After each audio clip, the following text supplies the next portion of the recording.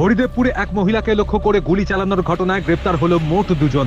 এক অভিযুক্তকে সোমবার রাতেই গ্রেপ্তার করা হয়েছে।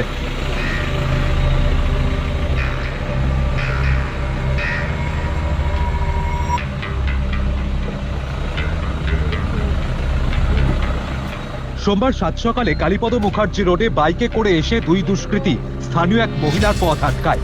কথা কাটাকাটির মাঝে একজন তাকে লক্ষ্য করে গুলি চালায়। গুলি লাগে মহিলার পিঠে। আহতকে প্রথমে এমআর বাঙ্গুর হাসপাতালে নিয়ে যাওয়া হয়। পরে অবস্থার অবনতি হলে এসএসকেএমে স্থানান্তর করা হয়। গুলিবিদ্ধ বিবাহিতা মহিলার বয়স 38। প্রাথমিক তদন্তে জানা গিয়েছে অভিযুক্তর নাম বাবলু। বছর 3 ধরে ওই মহিলার সঙ্গে বিবাহ বহির্ভূত সম্পর্কে জড়িয়েছিলেন বাবলু।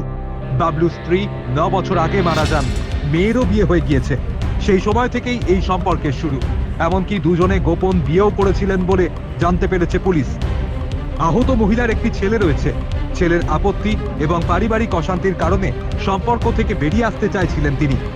এই নিয়েই দুজনের মধ্যে ঝামেলা চলছিল কদিন ধরেই। ঘটনার আগের রাতে দুজনের মধ্যে প্রচন্ড অশান্তি হয় বলে জানান স্থানীয়রা।